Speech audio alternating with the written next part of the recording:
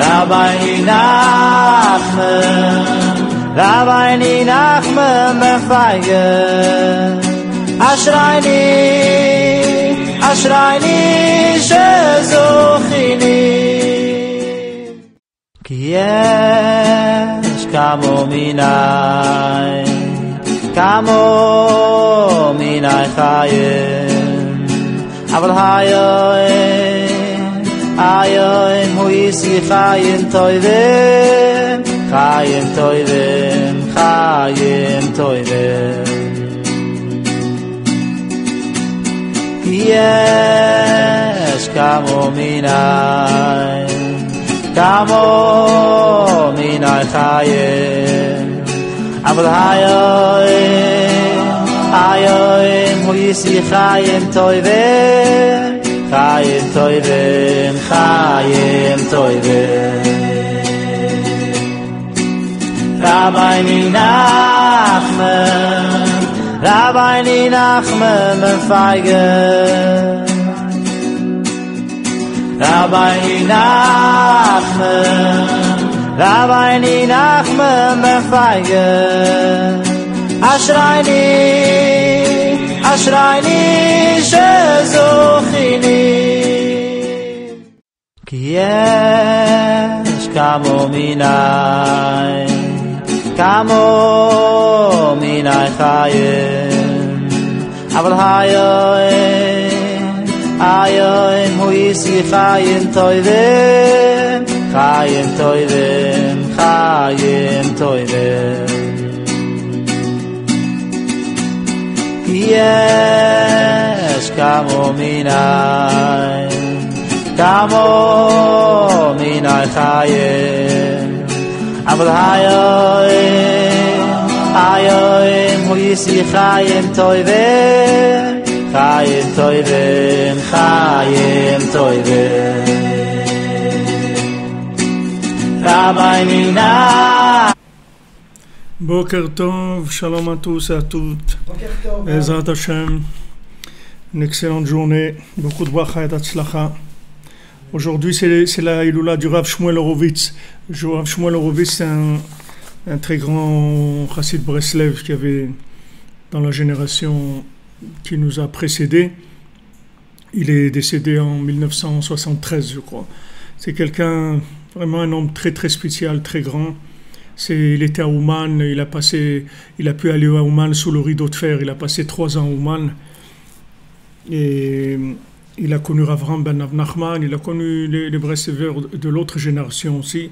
Et c'est grâce à lui qu'on a pu avoir tous les livres de Avraham ben Nachman, Korveor, Biroua Likutim, tous les Sfarim qu'on a de Avraham ben Nachman. C'est lui qui a retrouvé les Ktaviad, qui les écrits, les manuscrits, qui les a imprimés.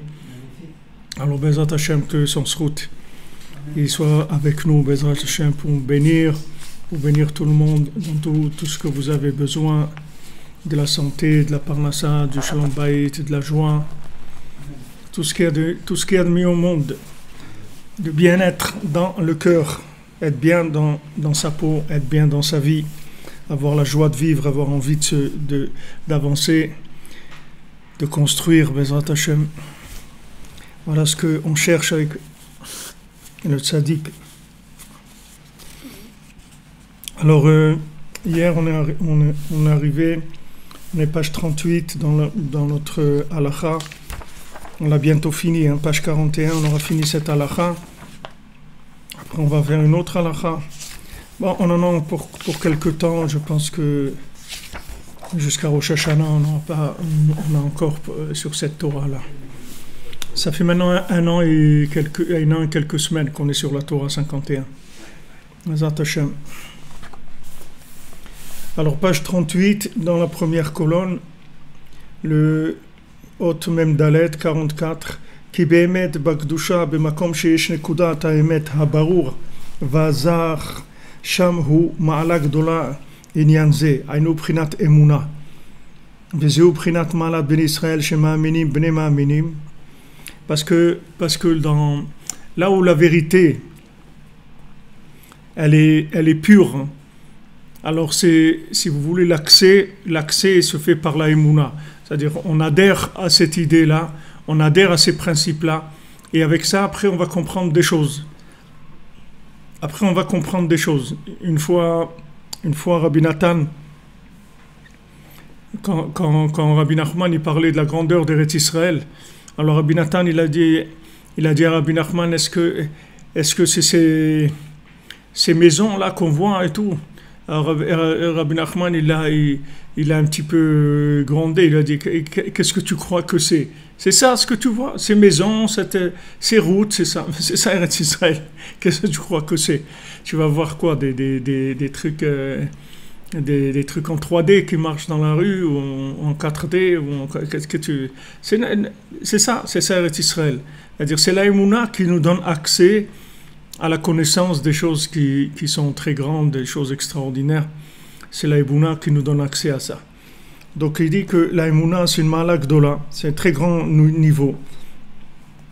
Et c'est ça la grandeur du Ham Israël qui ont la Emouna, Ma'aminim, Bnei Ma'aminim.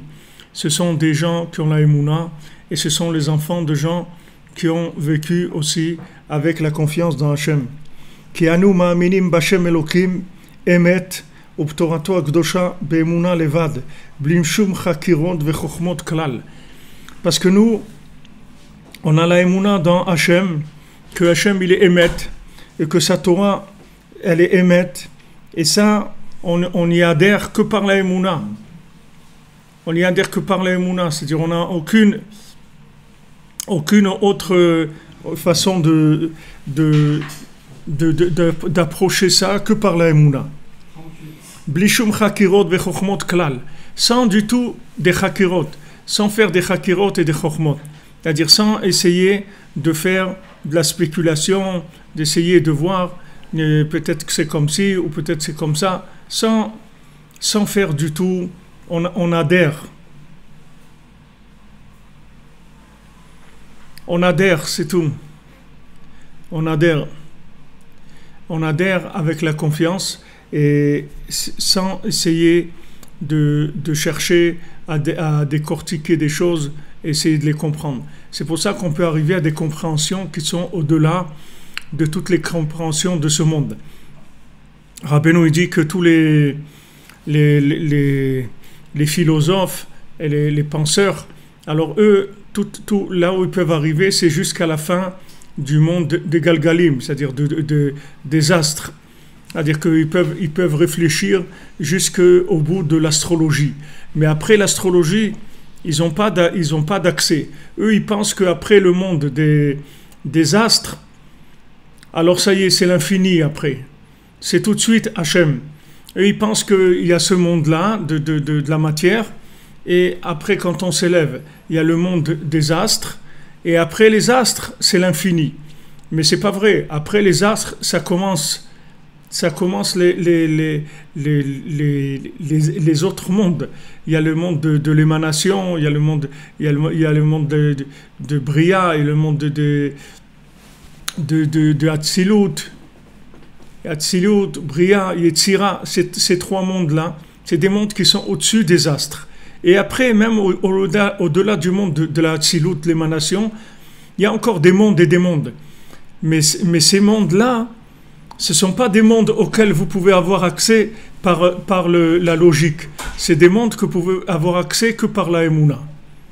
Parce que c'est pas des mondes où il existe une approche logique. C'est comme si vous allez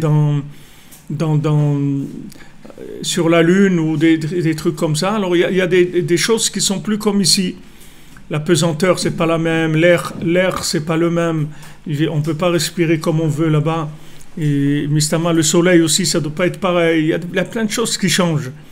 Alors au-delà du monde des astres, ça commence des autres mondes. Et toute la Chokhma, toute la Kabbalah, elle commence à partir de ces mondes-là. Donc Rabbeinu il dit que là où il termine, ça commence toute la connaissance de la profondeur de la Torah. Mais nous, pourquoi on arrive à avoir accès à ça? Parce que tout l'union de Kabbalah, ça veut dire recevoir. Les Kabbel, ça veut dire recevoir. La Kabbalah, ça veut dire que comment on apprend la Kabbalah? Par le fait qu'on enregistre des principes, c'est tout. On ne peut pas les vérifier. Mais quand vous enregistrez ces principes les uns après les autres et que vous avancez, après vous allez commencer à comprendre des choses par rapport à ces choses-là que vous avez emmagasinées au départ. כי כבר ראינו אמת הרבה על ידי כל האותות והמופתים שעשה משה לעיני כל ישראל. Parce qu'on a vu beaucoup de vérités avec tous les miracles que Moshe Rabbeinu il a fait aux yeux du Ham Israël. Et par ces merveilles-là, on a donc vu ces merveilles, et aussi par la merveille de la douceur de notre Sainte Torah. Shechana notanu, qu'Akadosh Baruch Hu, il a eu pitié, il nous a donné notre Sainte Torah. Afalpi, she'afalpi ken i-efshar le'avin u'lasig oto yitbarach.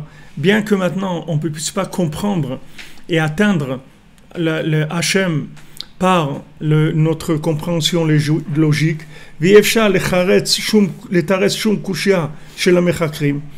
Et on ne peut répondre à aucune question des gens qui posent des questions sur l'infini, qui posent des questions. Si Hachem ici, il sait ce que je vais faire, alors comment je peux avoir le libre arbitre?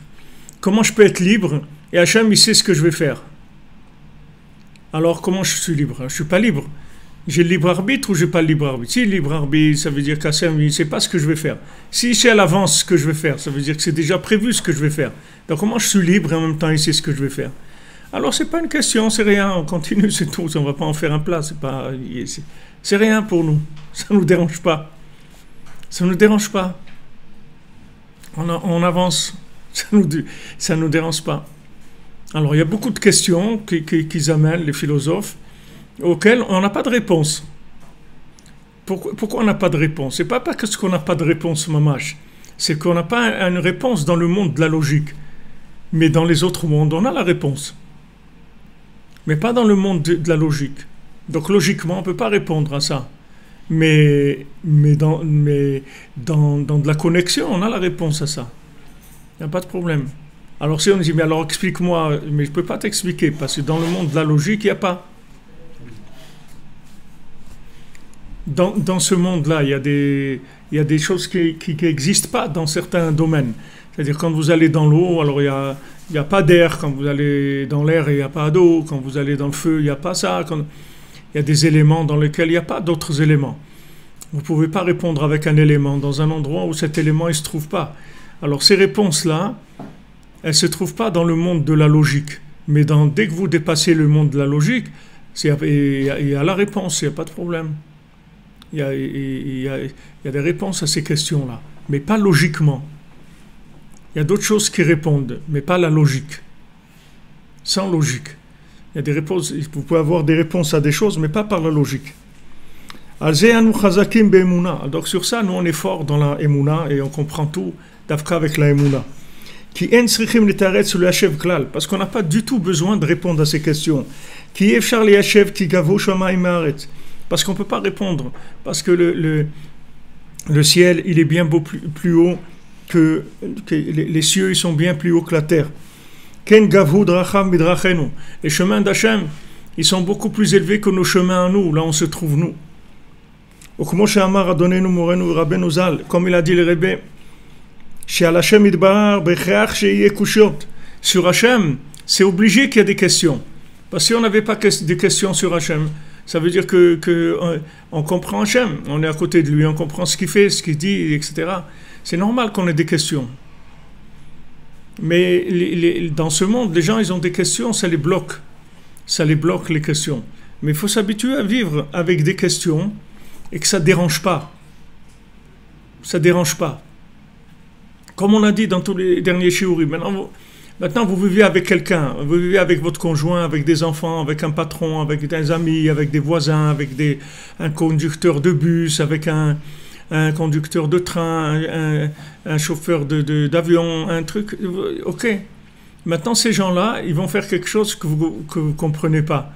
Ils vont avoir une réaction que vous ne comprenez pas. On dit, mais comment c'est possible une chose pareille? Comment c'est possible de faire ça à son conjoint, ou à ses parents, ou à ses frères? Maintenant, cette question-là, il ne faut pas qu'elle vous arrête dans le rapport avec autrui. Il faut avancer, c'est tout. C'est une question, c'est tout. Alors, Parce qu'il y a une question, tout s'est arrêté. Toute la vie, elle s'est arrêtée. Il y a une question, mais pourquoi il fait ça? Pourquoi elle fait ça? Pourquoi elle parle comme ça? Pourquoi elle dit des choses comme ça? Pourquoi elle ne range pas les trucs à leur place? Pourquoi ça? Pas la peine de rentrer là-dedans. Il y a des choses après ça.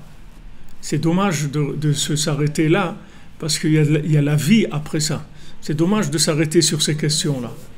Parce que la vie, elle est beaucoup plus grande que ces questions. La vie, elle va résoudre toutes ces questions-là.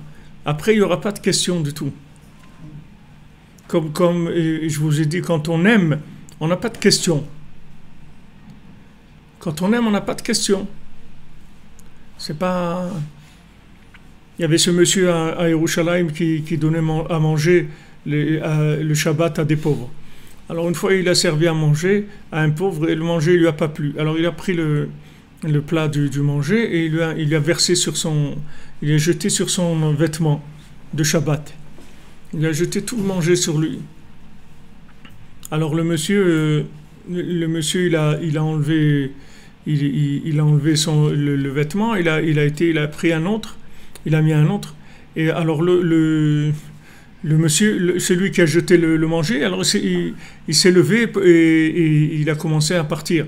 Alors lui, le monsieur, il lui a couru derrière, il a dit non, pourquoi tu pars? Viens, dis-moi qu'est-ce que tu aimes, je vais te servir autre chose, quelque chose que tu aimes, etc. Dis-moi qu'est-ce que tu aimes que je te serve. Alors quelqu'un, il a vu son fils, il a vu son père faire ça.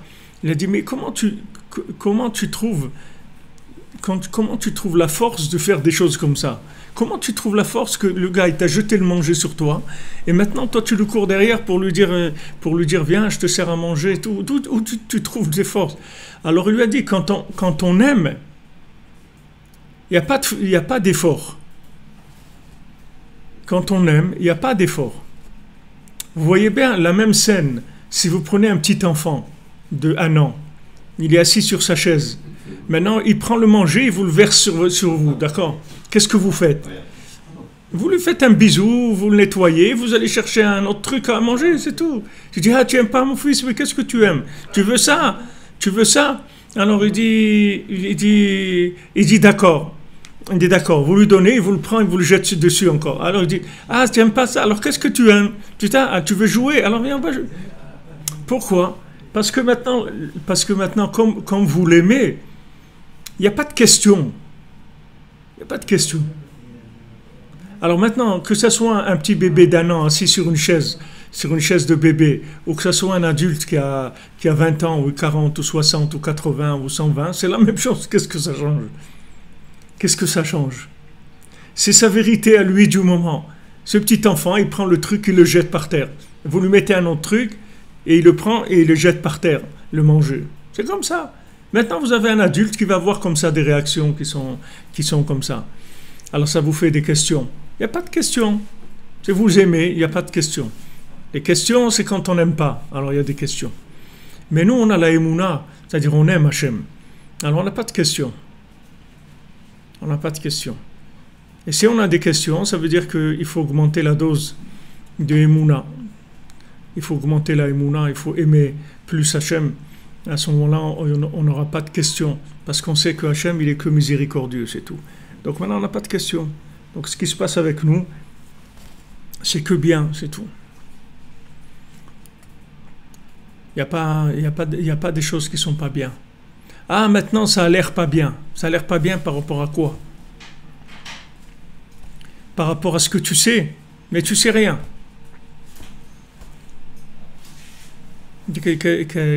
Comment tu vas... Tu vois un avion qui passe dans le ciel. Alors tu vois, c'est un petit point qui bouge comme ça.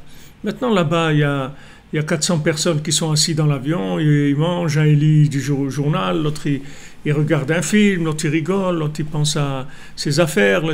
Tout ça, ils sont dans ce petit point qui bouge là. Maintenant, si tu n'avais pas vu ça de près, tu pourrais pas imaginer, c'est difficile d'imaginer ça. Il y a un petit point qui bouge comme ça, il y a tout ça dedans. Maintenant, pour toi, c'est pas un problème. Parce que tu as vu un avion, mais prends quelqu'un qui n'a jamais vu un avion. Maintenant, tu vois un truc qui bouge comme ça. Alors, tu lui dis, voilà ce qu'il y a. Il te dit, mais comment c'est possible sur un petit point comme ça? Il faut que tu expliques, non, le fait quelle est la distance, tu vois ça petit, etc. Mais pour toi, tu as vu, donc c'est pas une question. Donc, dans ce monde-là, tu vas avoir beaucoup de questions. Mais il faut que tu saches que la question, elle vient du fait que tu ne vois pas. C'est-à-dire, tu ne peux pas voir de là où tu es. Tu ne peux pas voir la chose. Mais quand tu vas avancer, tu vas voir la chose. Alors, tu vois qu'il n'y a pas de question. Et pas de question du tout. Donc, ton prochain, tu n'as pas de question sur lui. Pourquoi il fait ça? Pourquoi il ne fait pas ça? Pourquoi il devrait faire ça? Il devrait faire ça par rapport à quoi? Par rapport à une logique que tu as, par rapport à une vérité que tu as. Il y a des vérités qui sont plus grandes, qui sont au-delà de ta vérité. Il y a des vérités qui sont au-delà de ta vérité. Il faut savoir qu'on est tous des Gilgulim, on est tous des réincarnations, et on a tous des passés, on est marqué par du passé. On est marqué, c'est-à-dire quand on n'est pas en W, on est avec des milliers de kilomètres qu'on a fait déjà, dans des vies antérieures.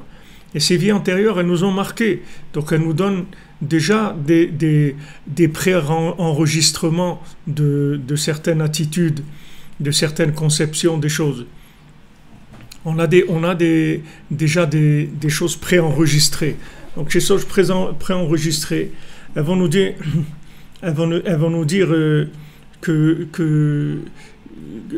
d'avoir telle compréhension, telle réaction par rapport à ça, etc. Vous voyez bien, même dans ce monde, quand des gens ils ont vécu des choses, que quelqu'un, par exemple, s'il est orphelin, alors il a certaines réactions que quelqu'un qui a eu des parents, il n'a pas les mêmes réactions. Quelqu'un qui a eu des chocs, qui a fait l'armée, qui a fait des guerres, il a des réactions qui ne sont pas les mêmes que les autres sur certaines choses. Pourquoi? Parce qu'il a vécu des choses différentes. Donc ça lui a fait une autre façon de réagir. Mais il n'y a pas de question. On n'a pas de question. Il n'y a pas de remise en question de la valeur de l'individu pour ça. C'est pas ça qui va nous faire valoriser plus ou moins l'individu. Nous, on voit au-delà de ça, c'est-à-dire on sait que cette personne-là, elle est bien et qu'elle a du bien en elle. Du moment où elle est vivante, c'est qu'elle a du bien en elle. Et maintenant, on est là pour échanger le bien, pour partager le bien. C'est pour ça qu'on est là. On est dans ce monde-là pour faire de l'échange de biens. On n'est pas là dans ce monde-là pour se juger et se scléroser les uns par rapport aux autres. On est là pour échanger.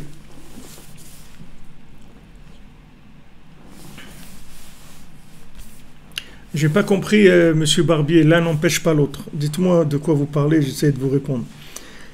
Alors, comme il a dit, le Rebbe, c'est normal qu'il y a des questions sur Hachem, comme c'est écrit dans la Torah 55, dans la deuxième partie du Likutei Moharan. Aval mi she'eno zoche le'emuna yeshara amitiot venofel le'emunot kosviot. Maintenant, celui qui n'a pas le mérite d'avoir la emuna dans les choses où il faut être ma'amin, et qu'il a la emuna, il adhère à des choses qui sont mensongères. Azai ze abgam shel emunot kosviot garoya beyoter. Alors maintenant, quand il croit dans des choses qui sont fausses, alors ça, c'est les choses qui sont les plus graves. Qui est caché beyoter les hachivo. Parce que c'est dur de lui répondre. C'est dur de lui répondre. Parce que du moment où il adhère à quelque chose, c'est-à-dire il a mis son cœur dans quelque part, et que là où il a mis son cœur, c'est faux, c'est très difficile de le sortir de là. Très difficile. Si, par exemple, quand on était jeune, qu'on avait 15 ans ou 16 ans, on écoutait de la musique, il y avait des idoles, les Beatles ou des trucs. Bon, ok. Alors les gens, il y a ceux qui écoutaient la musique, et il y a ceux qui étaient des fans, c'est-à-dire que pour eux c'était une autre dimension. Une autre dimension, c'est-à-dire que c'était des gens, des dirigeants de la génération, des gens qui inspiraient le monde. Ils voyaient là-dedans une autre chose que simplement la musique qu'ils faisaient. C'est pas que la musique. C'est-à-dire il y avait une croyance en eux. dans ces gens-là. C'est-à-dire, ça devenait des idoles. C'est-à-dire, des idoles, ça veut dire de la Vodazara. C'est-à-dire, c'est un rapport de Emouna. C'est pas un rapport de logique simple. Un rapport de logique simple, ça veut dire que maintenant, voilà, cette personne-là, ok, cette personne-là, elle fait de la musique, c'est très bien, les Beatles, c'est de la musique, c'est très joli, etc. Pas de problème. Mais maintenant, de là à en faire une idole, c'est-à-dire que ça soit ma source d'inspiration, ma vie, etc. Comme ils avaient fait un documentaire de la secrétaire des Beatles, elle avait fait un documentaire parce qu'elle les connaissait depuis le début, quand ils ont commencé la première fois à jouer dans un endroit, dans une petite salle. Elle était avec eux jusqu'à la fin, mamage, que chacun est parti de son côté. Elle était tout le temps avec eux. Elle a décrit toute leur vie. Et elle disait, mamage, comment ils recevaient tous les jours, combien de milliers de lettres ils recevaient tous les jours. Et il y en a qui demandaient, ils voulaient un morceau du tricot de, je sais pas, de John Lennon ou je sais pas qui. Ils voulaient un morceau de son tricot. Alors il dit qu'il faisait, mamage, il coupait un tricot, ils envoyaient un petit morceau. Mais qu'est-ce que c'est un morceau du tricot de John Lennon? C'est quoi? Par rapport à un tricot de relique. Hein? Un morceau de tricot que tu as acheté maintenant chez Darty ou j'en sais rien. Tu as acheté un tricot. Quelle différence? Qu'est-ce qu'il a ce tricot-là? Parce qu'il a été porté par cette personne-là. Non, ça y est, ça c'est plus de la logique. Là, tu es rentré dans de la Emouna. C'est plus de la logique. Alors là, c'est là où ça devient très dangereux. C'est-à-dire, c'est là où c'est dur après de récupérer la personne. Parce que tant que la personne, elle est dans un rapport logique avec la chose, alors de cette logique, on peut en discuter, etc. Et on peut trouver des points de connexion avec une logique de vérité. Mais maintenant, si quelqu'un, il a un rapport d'idolâtrie,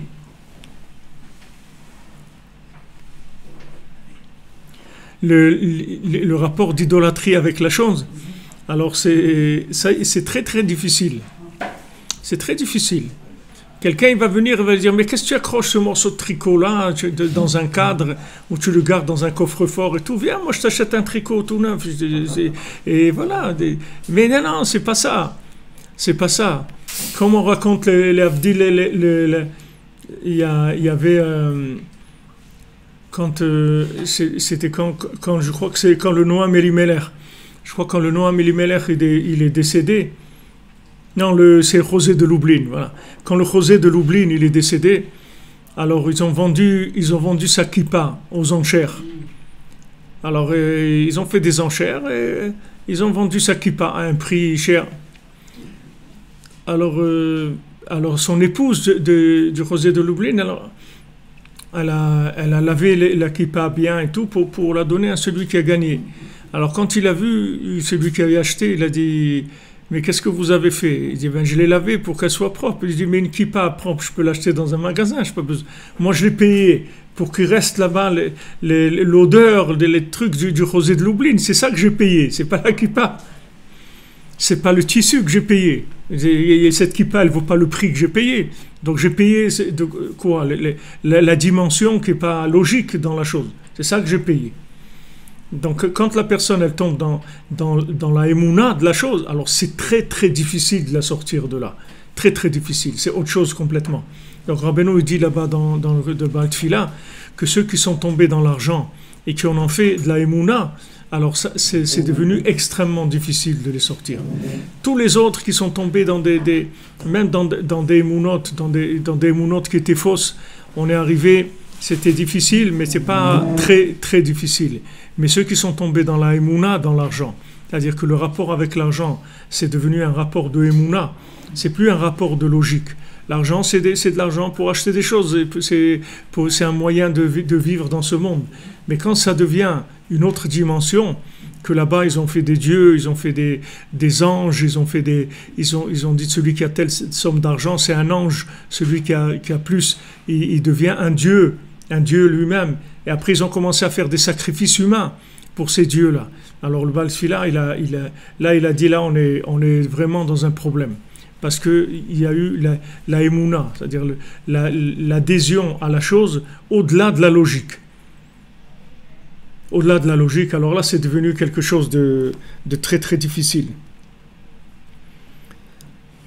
Alors, ce que je vous ai dit tout à l'heure, c'est-à-dire que le fait que Hachem connaisse notre destin, ça n'empêche pas le libre arbitre, c'est une des grandes questions des philosophes. C'est pour ça que je vous l'ai dit. C'est une question que Rabbeinu rapporte dans l'Écoutez Moran. Et il dit c'est une des grandes questions du libre arbitre qui s'appelle la Yediya et la Bechira, le savoir et le libre arbitre. Comment Hachem il sait ce que je vais faire et je ne suis pas libre de le faire. C'est-à-dire s'il sait ce que je vais faire, ça veut dire que c'est déjà le destin, il est déjà écrit. Donc maintenant, si je veux changer de destin en dernière minute, si je veux changer, maintenant j'avais décidé d'acheter un tricot jaune, j'étais au magasin, ok. Et au moment de payer, j'ai dit non, je change, je veux un tricot bleu maintenant. Ah, ça aussi Hachem il le sait. Alors où est le libre arbitre? Il n'y en a pas. Non, c'est pas une question. Il n'y a pas de question. C'est-à-dire qu'il y a une question dans ce monde. Dès qu'on sort de ce monde, il n'y a pas de question. Parce qu'il y a une autre façon de voir les choses. Il y a 4 mondes. Nous, on est dans le monde de la Asiya. Mais il y a d'autres mondes. Il y a Atzilut, Bria et Yetzira. Ces 3 autres mondes, ils ne fonctionnent pas sur les mêmes systèmes. Donc là-bas, il y a tout qui peut se comprendre, mais pas avec la logique, avec d'autres façons. Il y a beaucoup de façons de comprendre. C'est pas que la logique. La logique, c'est une des façons de comprendre. Mais il y a d'autres façons de comprendre. Il y a d'autres façons de comprendre. Notamment, comme on a dit, c'est de devenir la chose. De devenir la chose, c'est la meilleure façon de la comprendre. Qui est-ce caché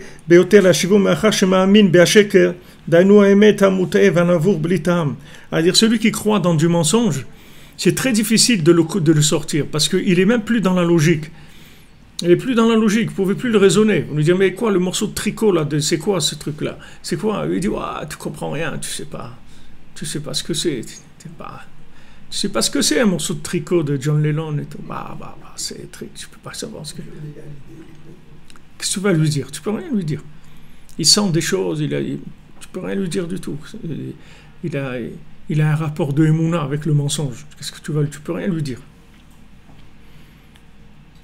Même si la musique elle est bien, on peut dire que c'est de la musique qui est très bien et qui a fait ce qu'elle a fait et tout, mais c'est tout, il faut la laisser là, il ne faut pas aller plus loin. Il ne faut pas en faire de l'idolâtrie. Mais comme les gens ils ont besoin de croire dans une 3e dimension, alors ils ont tendance à investir leurs croyances dans des choses qui sont fausses. Mais tout ça, comme on a dit hier, ça vient du fait qu'eux-mêmes, ils n'ont pas une recherche assez grande dans leur vérité à eux-mêmes. Si eux-mêmes, leur vérité, la vérité qu'ils ont déjà aujourd'hui, ils allaient au bout de cette vérité, ils ne tomberaient pas dans des émounotes kosviot, dans des émounotes mensongères. Ils y arriveraient à la véritable émouna. Pour ça que vous verrez par exemple, vous prenez dans le monde musulman, vous aurez beaucoup de mal à faire rentrer les Beatles comme des idoles. Parce qu'ils n'ont pas, même s'ils vont écouter les Beatles, c'est tout, ça va rester là, c'est tout, c'est de la musique, c'est tout.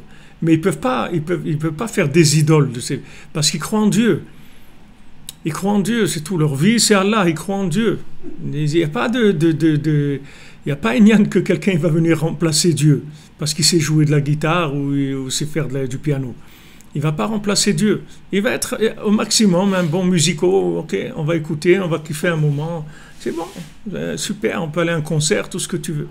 Mais moi, je vais aller payer $5,000 pour acheter un morceau de son tricot de peau. Je n'ai pas besoin. Pas besoin. Vraiment pas besoin. Je peux m'acheter un tricot de peau neuf, ça coûte $5. Pas besoin de ça. Parce que les gens qui ont la émouna dans J'aime, vous ne pouvez pas leur vendre des idoles. Ça, c'est de l'idolâtrie. C'est de l'idolâtrie pour combler le besoin de foi, de mouna. Mais vous verrez que c'est tous ces idoles, que ce soit dans la musique, dans l'art, dans tout ce que vous voulez, même dans la politique, dans la philosophie et tout, ils sont jamais rentrés dans le monde musulman. Bichlal, ces gens, ils n'ont aucune place dans le monde musulman. Parce qu'ils croient en Dieu, c'est tout. Celui qui croit en Dieu, il n'a plus de rapport de foi avec les choses. Il a des rapports de fonction avec les choses, mais il n'a pas des rapports de foi. C'est une fonction, c'est tout, comme une autre. La musique, c'est une fonction, la politique, c'est une fonction, la science, c'est une fonction, la médecine, c'est une fonction, mais il n'y a pas d'idolâtrie. Il n'y a pas un lien de rapport d'idolâtrie. Il n'y a pas un rapport de confiance qui fait que la personne, elle s'inclut dans cette chose-là. Elle vit à une dimension avec la chose qui est une dimension d'amour qui dépasse la logique. C'est pas là-bas qu'il faut mettre ça. Donc ce qu'il dit, c'est que quand la personne arrive à un rapport comme ça, très difficile de la sortir de là.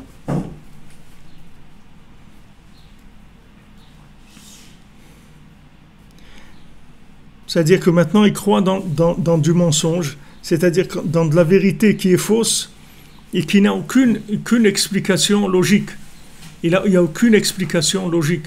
Pourquoi maintenant tel musicien est devenu une star et l'autre il est resté une star. Il n'a pas eu personne, il l'a connu. Et l'autre il est devenu l'idole des jeunes. On ne sait pas. Il n'y a pas là-dedans il n'y a pas de logique là-dedans. Alors c'est des besoins que l'homme il a. En fait, c'est des besoins qu'il a de chercher. La émouna, c'est un besoin. La émouna, c'est un besoin. C'est un besoin naturel chez l'homme de croire en Dieu. Mais quand quelqu'un il n'a pas assez de vérité en lui pour s'approcher de Dieu, alors il va croire dans des dieux intermédiaires. C'est tout le principe de la Avodah Zarah, c'est la même chose. C'est-à-dire tout le principe de l'idolâtrie. Pourquoi les gens ils ont tendance à l'idolâtrie? Parce qu'ils ont besoin d'avoir un rapport de émouna avec quelque chose qui considère comme étant la vérité. Mais il faut savoir que cette adhésion à cette émouna, elle vient au départ par du mensonge. C'est de là où ça vient. Parce que si quelqu'un il est honnête dans sa recherche, il va arriver chez Rabbi Nachman. N'importe qui, n'importe qui, qu'il soit juif, qu'il soit pas juif, n'importe qui, ça n'a aucune importance. Du moment où il est vrai dans sa démarche, il va arriver chez Rabbi Nachman. Rabbi Nachman, il a dit, là où il y a de la vérité, elle vient vers moi. Là où il y a de la vérité, elle vient vers moi. Rabbi Levi Yitzhak de Berditchev, il a dit, quand il a vu le travail que Rabbi Nachman il a fait, il a dit, mais il a tout pris. Rabbi Nachman, il a tout pris. Et Rabbi Nachman, il considérait beaucoup Rabbi Levi Yitzhak de Berditchev. Il a dit que Rabbi Levi Yitzhak de Berditchev, il était arrivé au niveau du Maggid de Mezrich. Après, il a dit qu'au niveau du Baal Shem Tov, c'est-à-dire le Rabbi Levi Yitzhak de Berditchev. C'était un très grand tzaddik, Rabbeinu le considérait beaucoup. Et il a dit, ce Rabbi Levi Yitzhak de Berditchev, lui-même, il a dit, si je savais que les gens ils allaient m'écouter, je leur ai dit à tous, celui qui veut se rapprocher d'Hachem vraiment, qu'il aille chez Rabbi Nachman. Il a dit ça, Rabbi Levi Yitzhak de Berditchev. Mais il a dit, comme je sais qu'il y a des opposants à lui, et que moi, je les ai récupérés chez moi, mais si je dis ça, tous ces gens-là, ils vont partir parce qu'ils ne sont pas d'accord avec Rabbi Nachman. C'est pour ça que je ne dis pas ça. Afal Piken, Rabbeinu, il n'était pas d'accord avec ça. Il aurait dû dire quand même. Il aurait dû le dire. Parce que, bon, je veux dire que en tant que dirigeant du Ham Israël, en tant que personne tellement influente, alors il aurait dû dire cette chose-là. Vezeinyan Zacha Ezer lo Zacha Kenegdo. C'est ça c'est le Inyan de Zacha Ezer, celui qui a le mérite. Alors il va trouver une femme qui va l'aider. Et si celui qui n'a pas le mérite, il va trouver une femme, sa femme, elle va être opposée à lui. Comment la même personne, elle peut être ton aide, ton soutien, et comment la même personne, elle peut être opposée complètement. On voit aujourd'hui, je vous ai dit, c'est la Iloula de Rav Shmuel Horowitz à la Vachalom. Et Rav Shmuel Horowitz, il a passé ça. Rav Shmuel Horowitz, c'était un descendant du Shla Kadosh, C'était un descendant du Shla Kadosh, le Rav Shmuel Horowitz. Et c'était un grand Oved Hashem. C'est quelqu'un, il était, depuis qu'il était enfant, il était que dans l'Aïd Bodédout et l'étude. Et il se levait à Khatsor tous les soirs, même quand il avait 8-9 ans. C'était un très grand Oved Hashem. Et quand il a découvert Breslev, ses parents, ils étaient opposés à ça. Et toute la ville de Tzfat, où il habitait à Tzfat, tous, ils lui faisaient des problèmes. Ensuite, il s'est fiancé. Et ses parents, ils essayaient de l'éloigner de Breslev pour pas que les beaux-parents ils sachent que s'ils savaient qu'il était Breslev, ils n'auraient pas fait laisser se marier avec leur fille. Donc ensuite, il s'est marié et quand a commencé le mariage, après le mariage, ça a commencé les histoires. Ils ont commencé à monter la tête à ses beaux-parents et tout, qui lui ont dit on t'interdit d'aller à Breslev. Ils lui ont même fait signer un papier. Le juge du tribunal rabbinique, il a fait signer un papier qu'il n'étudierait plus l'écouter Moharan, qu'il n'a plus le droit de fréquenter des Breslev, etc. C'est-à-dire qu'ils ont été très très durs avec lui. Et ils l'ont séparé de Mamash, de sa femme, et son fils, ça a été même d'assister à la Brit Mila de son fils, ça a été toute une histoire. Mamash, ça a été une guerre qui a commencé contre lui. Et pourtant, après, sa femme, c'est devenue Mamash, son élève, elle était complètement avec lui. Elle a donné toute sa vie pour lui, pour qu'il puisse faire ce qu'il a fait dans sa vie. Elle s'est complètement transformée, elle est devenue Mamash, son soutien principal. Comment il est passé de Kenegdo, au début c'était Kenegdo, après c'est devenu Ezer. Il y a des gens que c'est comme ça, même Rabbi Nathan c'est comme ça. Au début sa femme elle était contre lui, après elle est devenue son soutien principal. Comment ça tournait d'un côté à l'autre et comment ça tourne de l'autre côté aussi. Des fois, comment la femme elle est Ezer, après elle devient Kenegdo, opposée. Comment ça tourne d'un côté à l'autre. Alors, on avait parlé déjà de ça il y a un moment, puisque on a passé quelques dizaines de shiurim depuis qu'on avait parlé de ça, puisque ça c'était dans le passage 22, et là on se trouve dans le passage juste le double, 44. Donc ça fait un moment qu'on avait parlé de ça. Alors Rabbi Nathan il dit là-bas, je n'ai pas expliqué ça de façon claire.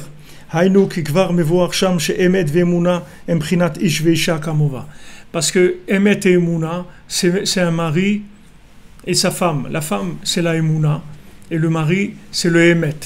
D'accord? La vérité, c'est le Emet. La Emouna, c'est la femme. Et c'est le Ezer Kenegdo. Donc on dit Lotov Heyot Adam Levado. Un homme seul, il est Lotov. Pourquoi? Parce que le Emet sans Emouna, c'est Lotov. Parce que le Emet sans Emouna, ça vaut rien du tout. Qu'est-ce qu'on fait avec du Emet sans Emouna? On va rester sous le plafond, on ne peut pas décoller.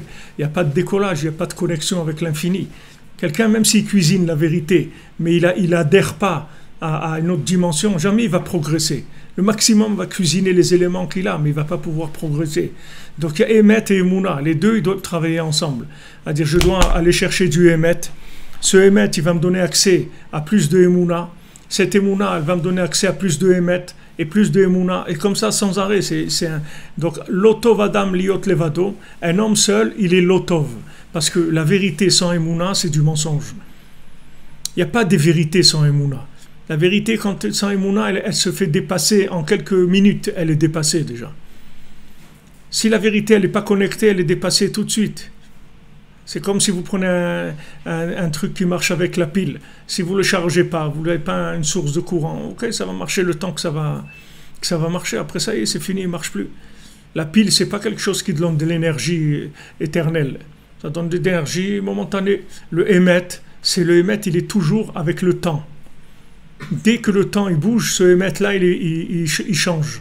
C'est la Emouna qui fait adhérer qui fait que le Emet, il est adapté à la vie. C'est la connexion du Emet avec la Emouna qui rend que le Emet, il s'adapte sans arrêt. C'est ce qu'ils font les poskim, c'est-à-dire les gens qui amènent la halakha. Une fois, il avait dit le Rav Frankfurter en France, il a dit avant, il y avait ce qui s'appelait dans la halakha, il y a certaines façons de voir les choses quand c'est des produits de première nécessité. Alors quand on dit produits première nécessité, le pain, le lait, des choses comme ça, c'est des produits de première nécessité. Mais il a dit de nos jours, le chocolat aussi c'est considéré comme produit. Donc la halakha, elle va changer. C'est-à-dire ce qu'on se permettait avant que pour le pain et pour le lait, on va permettre aussi pour le chocolat. Parce qu'on l'a classé dans le domaine de produits aussi qui sont de première nécessité pour beaucoup de gens. Donc ça change. Ici, par exemple, si vous prenez à Pessah, il y a 20 ans, à Pessah, ici, il n'y avait pas des produits cachers les Pessah. Et ça n'existait pas. Il y avait mamash des trucs de base, l'huile et le sucre, le sel, des trucs comme ça. Mais des produits cachés les Pessah, des gâteaux cachés les Pessah, ça n'existait pas. Il n'y avait rien caché les Pessah. Parce que les gens, quand ils faisaient Pessah, c'était que avec des produits de la maison, c'est tout. Avec des pommes de terre, des œufs, des tomates, des trucs qu'ils achetaient, c'est tout. Mais pas des produits frais. Mais il n'y avait pas tous ces jus de fruits, les trucs, tout ça, ça n'existait pas. Maintenant, vous voyez les marchés pour Pessah, vous voyez les supermarchés, c'est plein. Pourquoi ils ont fait ça? Parce que les gens, ils ont besoin de ça aujourd'hui. Les gens, si tu leur dis Pessah, on va manger de la patate et des œufs, et tu dis, c'est pourquoi tu veux me faire souffrir pendant une semaine? J'ai tué personne, moi. Pourquoi tu veux me faire ça? Moi, j'ai envie de manger normal. C'est la fête, c'est ça la fête. On mange des pommes de terre et des œufs pendant 8 jours. Je ne veux pas. Je veux manger normalement avec des trucs qui ont du goût, avec des sauces, avec des trucs, avec du chocolat, avec je peux pas. Alors là, la elle change. C'est-à-dire, on passe sur autre chose. Mais ça s'appelle le Emet, qui est branché sur la Emouna. C'est-à-dire que la vérité, elle est connectée à la Emouna. Et donc, elle évolue, elle suit l'évolution des choses. Chez l'auto veyota Emet levad. Donc maintenant, Hachem, il a dit, je vais lui faire une compagne qui va l'aider en étant contre lui, ou une compagne opposée. C'est-à-dire, je vais lui donner une compagne opposée. C'est-à-dire que maintenant, la vérité seule, elle n'est pas bien. Qui est Charlie Asigetsem à Emet Kanal? Parce que l'essence de la vérité, on ne peut pas la comprendre. Même si quelqu'un, il est vrai, il est très vrai dans ce qu'il fait. Il est sincère, il est vrai. Mais même s'il est vrai, cette vérité, elle est limitée. Il ne peut pas comprendre la vérité d'Hachem. Donc cette vérité, elle est limitée. C'est une vérité qui est juste par rapport à l'endroit où il se trouve maintenant. Même si c'est vrai, c'est entièrement vrai sa vérité. Mais c'est entièrement un petit peu de vérité. C'est vrai, mais c'est un petit peu de la vérité. C'est une parcelle infime de la vérité. C'est vrai que c'est de la vérité.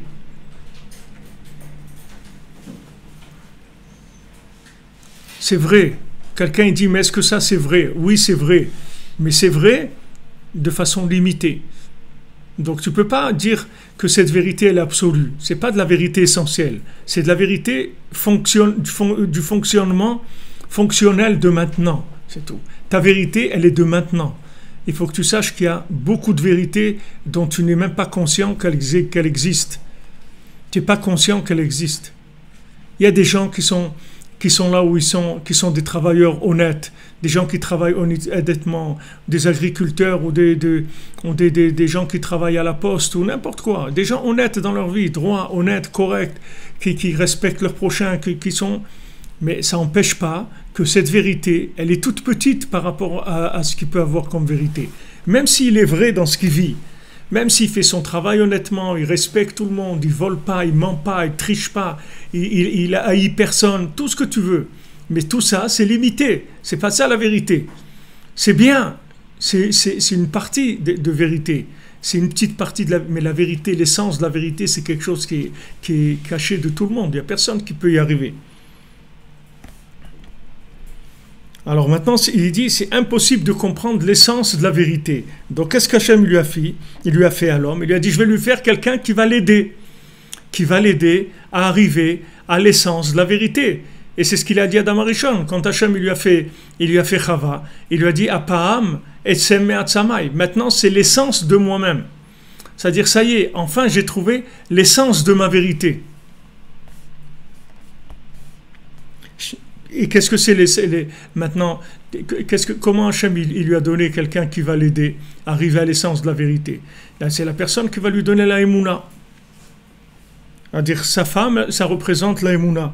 Sheikar Kiyuma Emet Aliada, que tout le Emet, il se maintient par la Emouna. Toute la vérité, comme je vous ai expliqué, c'est-à-dire le Emet, si maintenant il n'y a pas la Emouna pour adapter le Emet tout le temps, alors le Emet il va devenir du mensonge, il va disparaître tout simplement. Et la même chose, la Emouna, elle a besoin de Emet pour fonctionner. La Emouna, s'il n'y a pas de Emet, si vous croyez dans des choses qui ne sont pas vraies, alors ça y est, la Emouna, elle a complètement déraillé.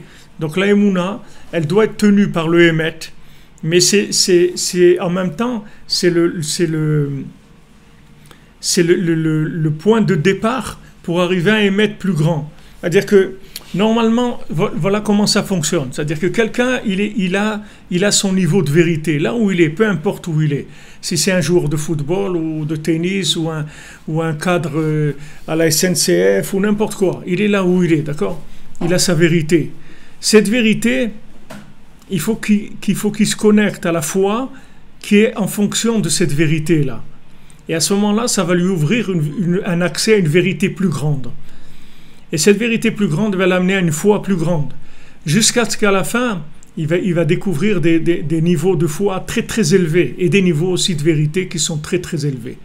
C'est pour ça que Rabbi Nathan, quand il est entré chez Rabbeinu, il a jeté sa vérité complètement parce qu'il a dit chez ce Rav-là, on ne peut pas rentrer avec des connaissances. Si on rentre avec des connaissances, on ne va pas s'approcher de lui, on ne va pas le connaître.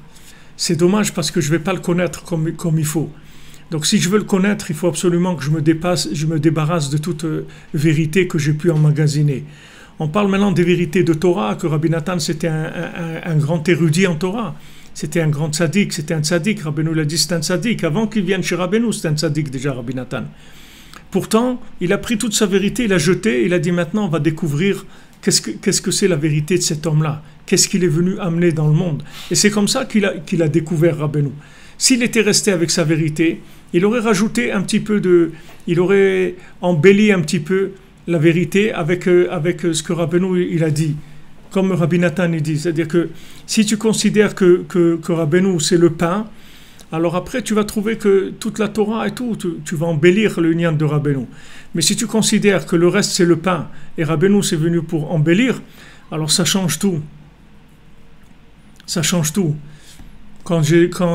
Avant de me marier, Rav Chaikin Alav Shalom, il m'avait convoqué, il m'avait dit, tu sais, il faut que tu saches que le principal, c'est la Torah, d'étudier la Torah, la Gemara, tout ça. Et la Chassidoute, c'est des choses, c'est de l'apéritif. C'est pour amener de l'apéritif sur la Torah. C'est ça la Chassidoute. Alors il me dit, qu'est-ce que tu dis, hein? J'ai dit, Rav, moi je dis, Rabbi Nachman, c'est tout. Tout, c'est Rabbi Nachman. Maintenant, tout le reste, c'est bien pour embellir le nian de Rabbi Nachman. Mais Rabbi Nachman, c'est tout. Et après, on ajoute des choses. Alors, il m'a dit, vas-y, Mazal Tov, t'es un bon gars. Il m'a fait bracha. Il a vu que j'étais complètement fou, qu'il n'y avait rien à faire pour moi. Alors, il a dit, qu'est-ce qu'on va le bénir, le pauvre? Qu'est-ce qu'on peut lui faire? Alors, vas-y, qu'est-ce qu'on va faire pour toi? On ne peut rien faire. Mais Béhémet, il m'aimait beaucoup, Rav Chaikin. Il m'aimait beaucoup. On a eu il y a beaucoup de choses qui se sont passées entre nous, même après sa mort, qui sont des choses, au Hachem, très, très, très grandes. Alors maintenant, on a besoin de cette émouna qui vient remettre en question notre vérité tout le temps. La femme, elle est là pour pousser son mari tout le temps à avancer. Il va avancer. Comment elle va faire? Elle va tout le temps déstabiliser sa vérité.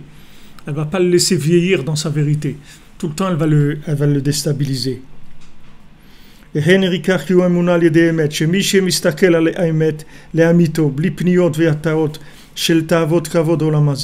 Tout celui qui regarde le Emet le Amito, c'est-à-dire il cherche la vraie vérité, c'est-à-dire il n'a pas d'intérêt, il ne veut pas des plaisirs de ce monde, il ne veut pas de l'honneur de ce monde.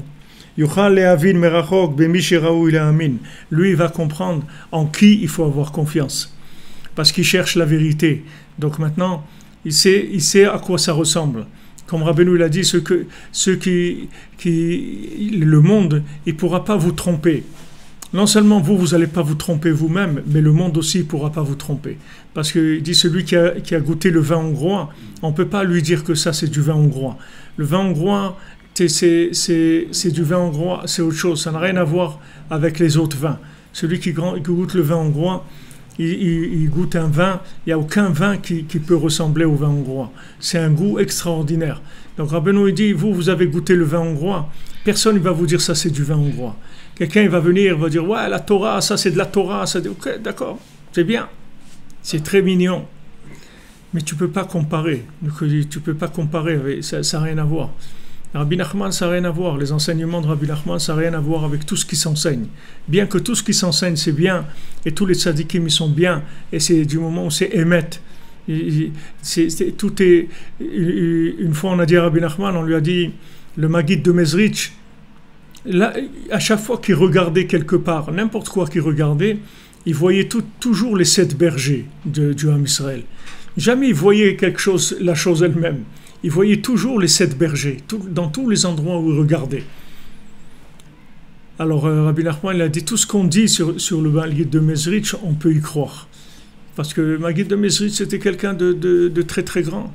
Il avait 300 élèves qui pouvaient ressusciter des morts, chacun. Le Maguid de Mezrich, c'était une sommité qui est-ce qui va se comparer avec ça, avec ces dimensions-là? Quelqu'un il va dire, ouais, il connaît la Torah, mais regarde le niveau de connexion qu'ils avaient, ces gens-là. Regarde le niveau de connexion, regarde là où ils sont arrivés. Tout par la Emouna. Tout c'est par la Emouna, c'est tout. C'est pas par du Emet seulement. C'est du Emet avec de la Emouna. Mais comme maintenant, quand tu développes le Emet, il y a des gens qui vont essayer de t'acheter ton Emet. Comme en Israël, vous avez quand ils font Intel, ils ont fait Waze, ou combien de trucs ils ont fait les Israéliens. Après, ils leur ont acheté. Ils ont fait Waze, je ne sais pas, ils leur ont acheté 20 millions de dollars ou 200 millions, 2 milliards de dollars. Voilà. Ça y est, c'est parti. Ça appartient à Google ou je ne sais pas qui ça appartient. Ça y est, il a acheté. Maintenant, chacun, quand il arrive à un niveau de vérité, on peut l'acheter. Parce que la vérité, c'est quelque chose de brillant.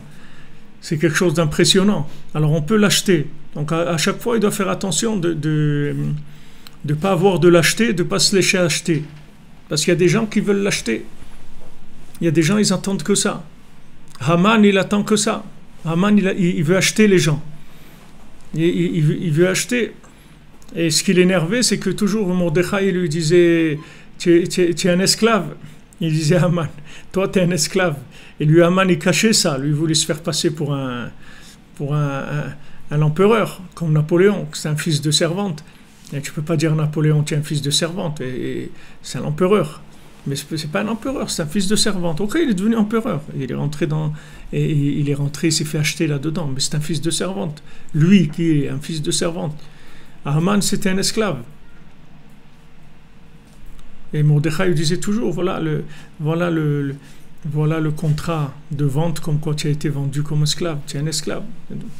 Alors Haman, ça l'énervait beaucoup, parce que lui, il voulait acheter le monde. Il avait beaucoup d'argent, il voulait beaucoup d'argent et il essayait d'acheter les gens pour essayer de monter.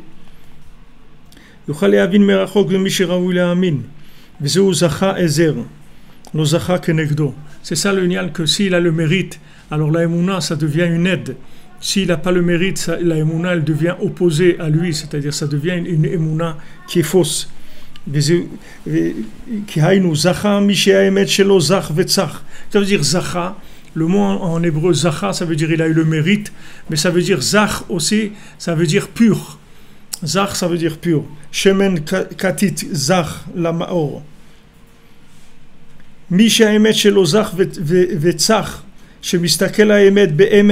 Celui qui a une vérité, que cette vérité à lui elle est claire, elle est pure, c'est-à-dire il regarde que la vérité sans aucun intérêt personnel. Il ne regarde que le but éternel, Be'emet vraiment. Il se roule pas lui-même. Alors à ce moment-là, la Emouna, elle va l'aider, elle va le propulser. Celui qui se roule pas, la Emouna, elle va le propulser.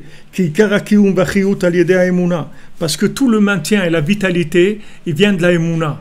C'est-à-dire que le Emet, c'est quelque chose de masculin, d'accord? Il faut que ce Emet, il soit pur, il soit vrai. Et à ce moment-là, la Emouna, elle va permettre à ce émet-là de se surdimensionner, c'est-à-dire de rentrer dans une connexion, dans une vitalité. Sinon, ce émet-là, il va être mort. Il ne va pas avoir de rapport avec la vie. C'est tout le principe de l'arbre de la connaissance et de l'arbre de la vie.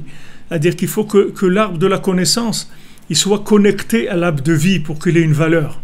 Mais si l'arbre de la connaissance, il est déconnecté de l'arbre de vie, c'est la mort. C'est-à-dire c'est de la vérité morte.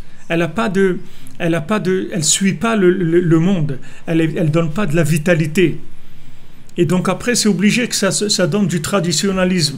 C'est-à-dire les gens, ils sont juifs, mais ils disent, moi je suis juif, mais je suis pas orthodoxe, moi. Je suis traditionnaliste. Qu'est-ce que ça veut dire, tu es juif traditionnaliste? Ça veut dire quoi, juif traditionnaliste? Ça veut dire juif mort. C'est ça, juif traditionnaliste. C'est-à-dire ta vie, c'est que tu es un goy, et tu as des traditions juives. Mais tu ne vis pas comme un juif. Tu ne vis pas comme un juif. Et les gens, ils voient des orthodoxes, ils croient que c'est des extrémistes.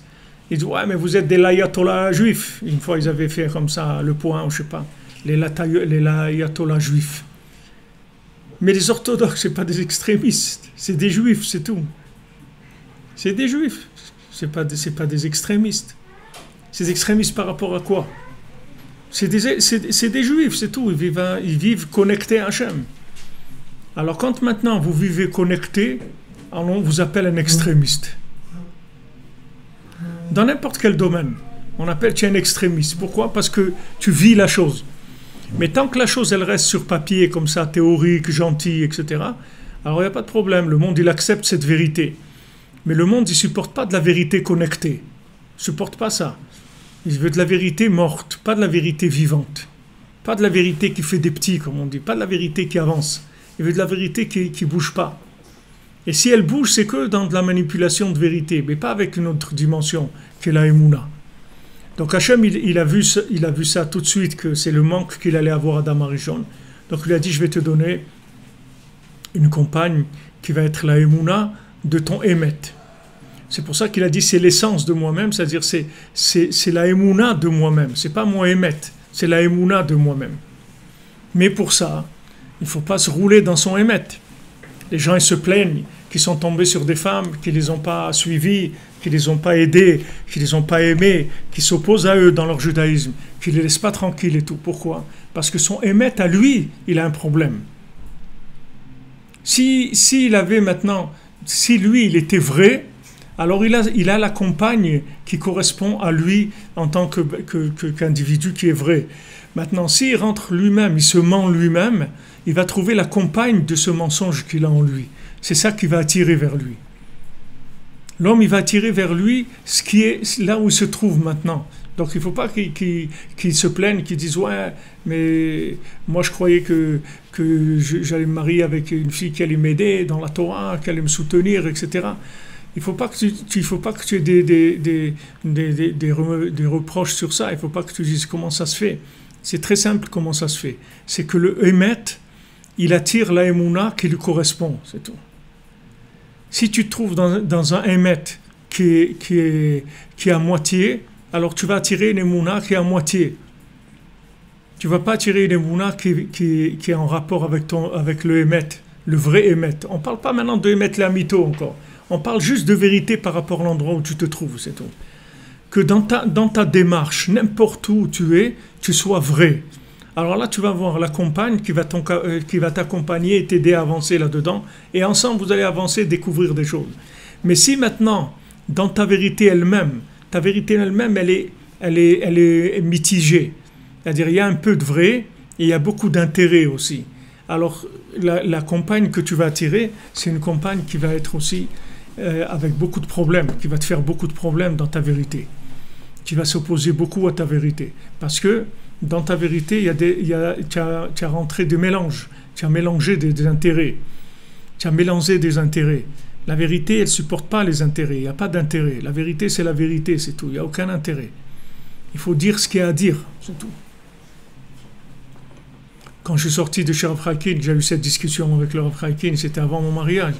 Alors quand j'en ai parlé au Rav Besançon, il était complètement Il était complètement retourné. Il m'a dit comment t'as fait pour répondre une chose pareille? Comment tu lui as dit?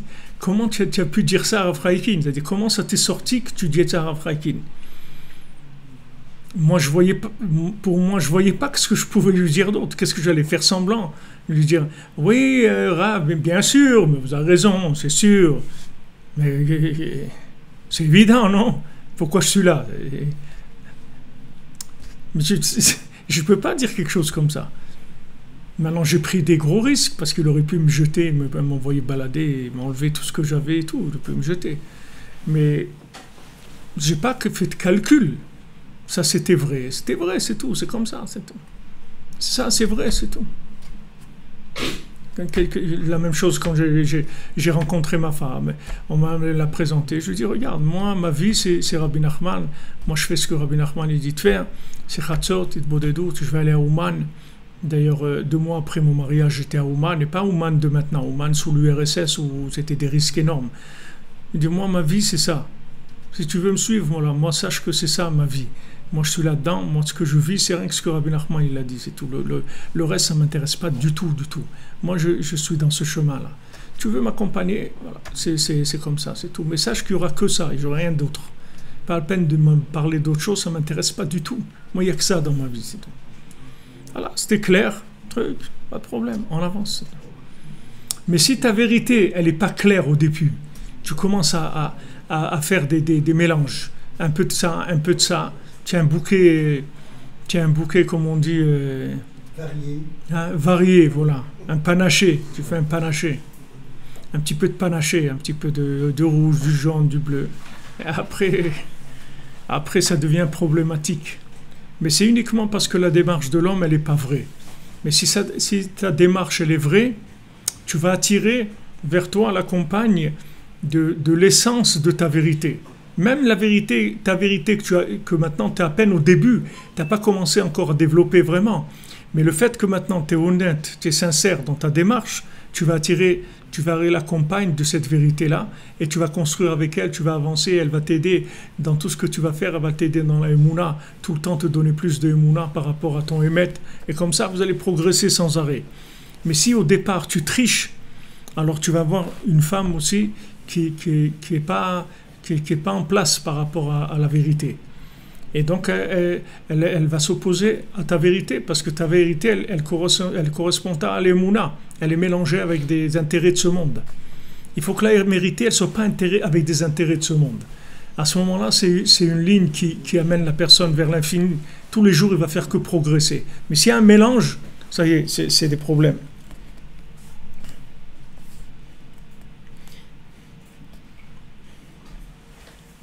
Parce qu'il dit, tout le maintien, toute la vitalité de l'homme, elle vient que avec la Emouna. C'est ça qui maintient les choses. Les choses, elles ne se maintiennent pas avec le Emet, elles se maintiennent avec la Emouna. Comme Shamu Azal, Ba Chabakouk, Ve'emidan ala achat. Il est venu Chabakouk, le prophète Chabakouk, il a tout placé sur la Emouna. Et celui qui a la Emouna, le tzaddik qui a la Emouna, il va vivre avec la Emouna. Parce que l'essence de la vérité, c'est impossible de la comprendre de façon consciente. On doit uniquement se renforcer dans la Emouna par le Emet, justement. En étant vrai dans ce qu'on fait, dans ce qu'on a l'habitude de faire et ce qu'on pense, d'être vrai dans notre façon de penser, qui n'est pas des intérêts, et ça nous amène vers la Emouna.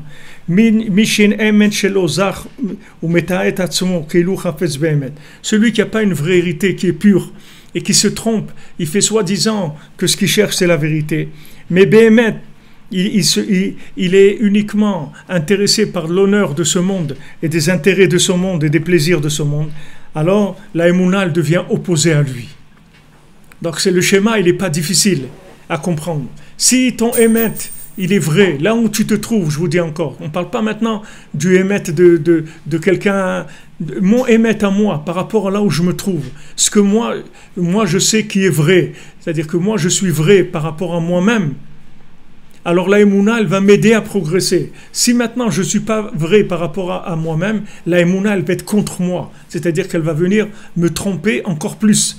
Au lieu que maintenant je sois dans une vérité mitigée, je vais me trouver adhérer à des choses qui sont des bêtises, à de l'idolâtrie. C'est-à-dire, elle va m'amener à l'idolâtrie, ma vérité mitigée. Je vais croire dans des choses qui n'ont aucune valeur, qui n'ont aucune suite, rien du tout. Qu'est-ce qui m'a amené à ça? C'est que ma vérité, elle était mélangée au départ. Comme ma vérité, elle n'était pas sincère, il n'y avait pas que ça, donc l'adhésion que j'ai eue après à la Emouna, elle a été faussée aussi. Donc la Emouna, elle vient contre moi. Parce que la vérité qui n'est pas pure, elle amène à des émounotes qui sont mensongères.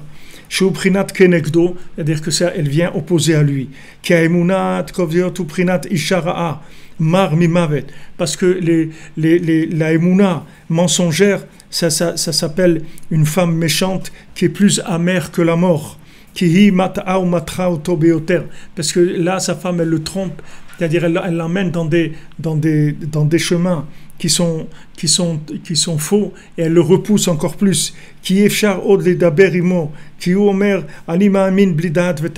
Parce que la personne qui croit dans du mensonge, vous ne pouvez même plus parler avec lui. Parce qu'il dit, je crois dans ça. J'ai adhéré à ça. J'ai adhéré à ce mensonge-là. Ça y est, lui, il aime ça. Qu'est-ce que vous allez le raisonner? Vous allez raisonner quelqu'un sur un morceau du tricot de peau du Beatles. Qu'est-ce que vous allez raisonner? Rien raisonner, c'est un truc de fou. Il n'y a pas à raisonner. Il adhère à ces choses-là. Ça y est. Et Béhémet, tout ça vient que des désirs, des plaisirs de ce monde et la recherche de l'honneur, c'est tout. Mais si quelqu'un, il n'est pas intéressé, même si quelqu'un, il se trouve là où il est, dans les plaisirs, etc., mais c'est pas ça qu'il cherche, c'est pas ça qui l'intéresse. Il subit ça. C'est pas ça qu'il cherche dans la vie. Et surtout, il cherche pas l'honneur, il cherche pas de se faire une place dans le hit parade, c'est pas ça qui l'intéresse. Alors, automatiquement, il va trouver la contrepartie d'Emouna qui correspond à son émet, et avec ça, il va progresser, Bezrat Hashem. Donc ça, c'est aussi le schéma de Purim, et c'est pour ça qu'à Purim, on peut commencer tout, Rabbeinu l'a dit, tous les commencements, ils se font à Purim. Maintenant, on arrive à Purim. Purim, ça va être jeudi pour la plupart des gens. À Yerushalayim, ça va être vendredi. Et Rabbeinu, il a dit, tous les commencements, ils se font à Purim. C'est-à-dire, à Purim, on peut tout commencer. On peut commencer une vie nouvelle complètement. Pourquoi?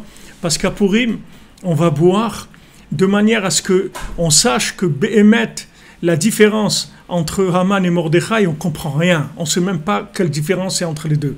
On ne sait pas. Pourtant, tu demandes à quelqu'un, tu sais quelle est la différence entre Haman et Mordechai? Il va te dire, mais bien sûr, Mordechai c'est un tzaddik et Haman c'est un rachat et tout.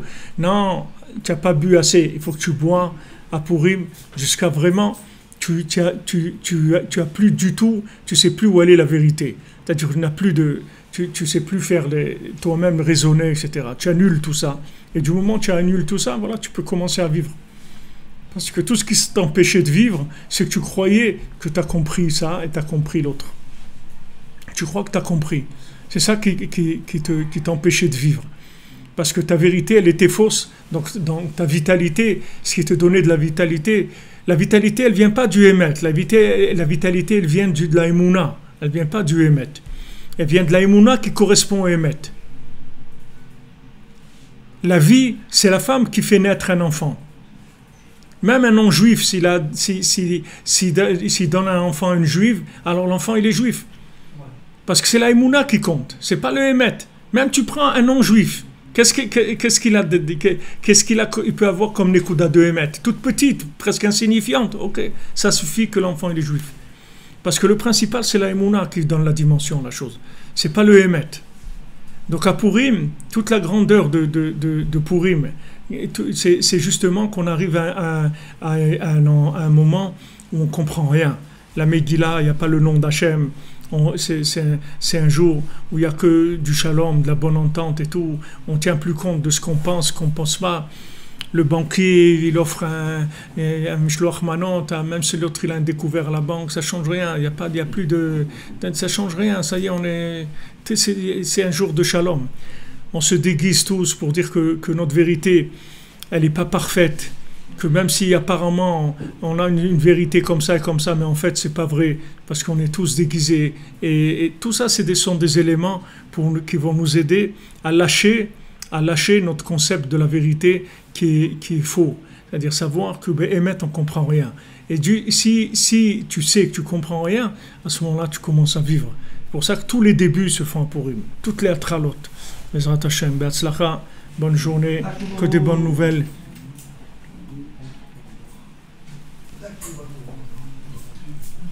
Jeudi, midi. Jeudi, il n'y a pas Chiron midi. Non, ou jeudi à midi ou jeudi soir? Non, jeudi midi. Non, jeudi soir, je comprends, ça va diviser. Jeudi à midi. Jeudi à midi, ouais, on peut faire le.